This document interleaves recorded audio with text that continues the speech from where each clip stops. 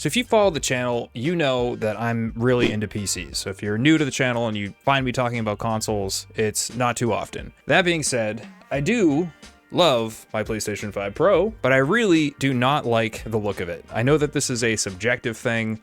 A lot of people do like the PlayStation. I'm just not a fan. I'm used to traditional boxes and hardware with custom water cooling and all that kind of stuff. I am at heart a PC gamer, but I gotta give it to the PlayStation. It is still a nice device and it performs very well for what it is. The second I bought this thing, I started looking in ways to change its visual appearance.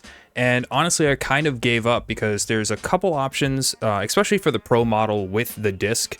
There's a couple models that look okay, that have like, you know, the rounded edges and less kind of extreme funny looking stuff going on. The Slim in general looks a little bit better. But this guy named Devin Johnson came to the solution by mass producing a thing called box plates. It did not come with this. I put this on there to cover the label. I shouldn't have used an X-Acto knife. They're individually wrapped in some Uline plastic.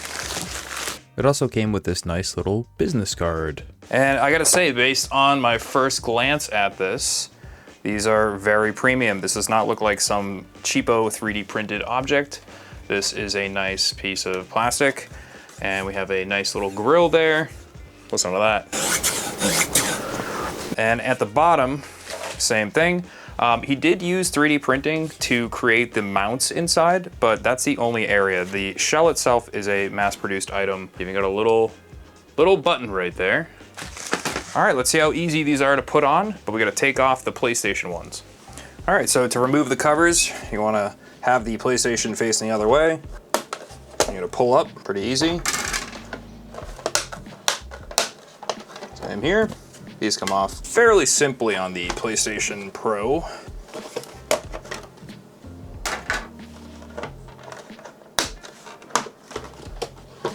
And that's it, real nice and fast. So as you can see by my fan in there, it's actually fairly clean because I clean this every once in a while.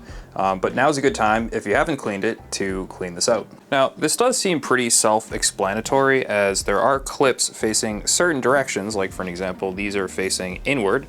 So you're gonna want that to be a grab. And then down here, you have a different style of clip. So I think this is pretty self-explanatory, to be honest. So I'm just gonna give it a shot without watching any videos or looking anything up. Oh, I almost forgot one thing. So I thought putting a skin on this would be a good idea, but as you'll see here in a minute, I decided to pretty much immediately rip this off. So I'm not gonna lie, putting this skin on kind of sucked, and this centerpiece here is segmented, and it looks a little annoying. I don't know. I might leave it, I might buy another one, but it is what it is for now. All right, now that I have the center skin installed.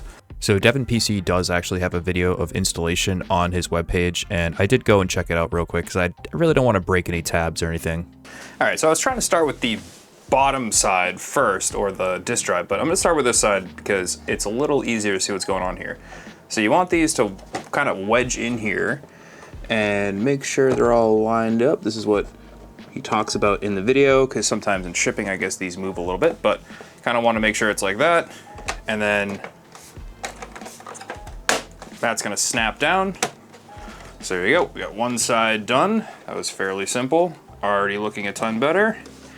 And then we're basically gonna copy that same ideology on this side. We're gonna use this section back here like a hinge and line it up, okay. So pretty much what I did with this to make it work is I made sure the button works. As you can hear, it works. And then I just started putting a little bit of pressure on the sides and it's fully snapped in. As you can see, you can lift it. But one thing, I really don't like this white piece now because you can see where the black and white stop. So I'm actually gonna take this off real quick. A waste of a purchase. Yeah, that looks way better with it off. I don't know what I was thinking.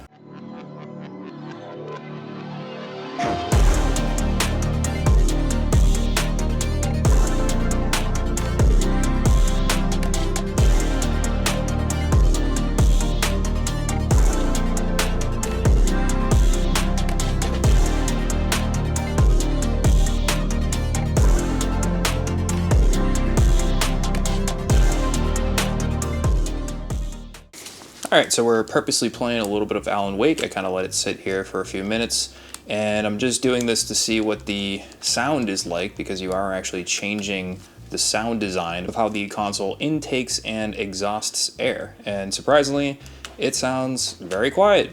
Now, Devin claims that the temperatures don't change too much overall, but you will see a cooler temperature across the board. As you can see here, he was able to see a slight difference of 38 on default to the new vented to 34. Rear exhaust is a little bit cooler too. Nothing too crazy, but again, he said that this wasn't a scientific test. You'd have to figure out some other way to test internally.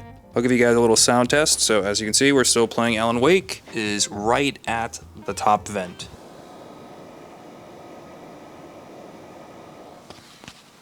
Very quiet. Ignore all the terrible wiring back there, but as you can see, it is about the size of my receiver there, and yeah, it looks pretty good. So, what is my final opinion on this kind of Chungus machine?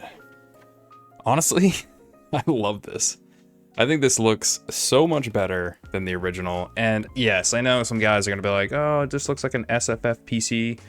I think that's the point. Or an Xbox. It does kind of give you Xbox One S vibes. If I didn't have the disc tray, it would be a much smaller looking thing. He does also have ones without the disc tray, of course, and you can see side by side with the PlayStation, it's quite thin and looks similar in size overall. But I don't know, I just look at it and I love it. It's got this like retro aesthetic. Of course, I went with the gray PlayStation 1 look, and yeah, I mean, you can have this mounted this way, that way. I think I'm gonna put it this way, but man, this was a good purchase. Couple of reasons why, couple caveats, and we'll go over that real quick. So the plastics aren't perfect. There are small imperfections in places, but overall, these are gonna be very hard to see unless you're like with a microscope going up close. Some just like little bit of like, I don't know what you would call it, maybe kind of like an orange peel effect in just some very small areas. Other than that, I mean, I can't complain. And this is a really nice custom-made piece from a content creator, so I have to support that. Small content creators trying to do things different. There's a ton of manufacturers of other plates you can buy for the PlayStation 5, and I'll tell you this, man, they all look pretty ugly. D-Brand is like the only one that kind of did it. There's a few other manufacturers that kind of copied them, but for the most part, to get this boxy retro aesthetic, or whatever you want to call it, TV box aesthetic, that's the way to go. How much are these? I paid about $90 for this shipped. Now that seems like a lot, but when you think that there are other companies that are selling them for like 50, 60 bucks, all the way down to like $30, but for the most part, they're like 50, 60 dollars for these plates.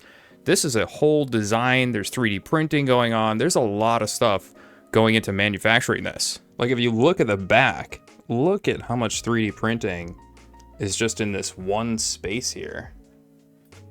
That is a lot of extra effort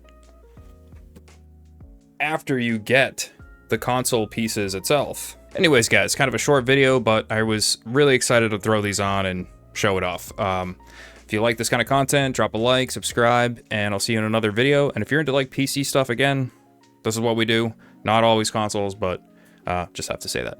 All right, peace, guys.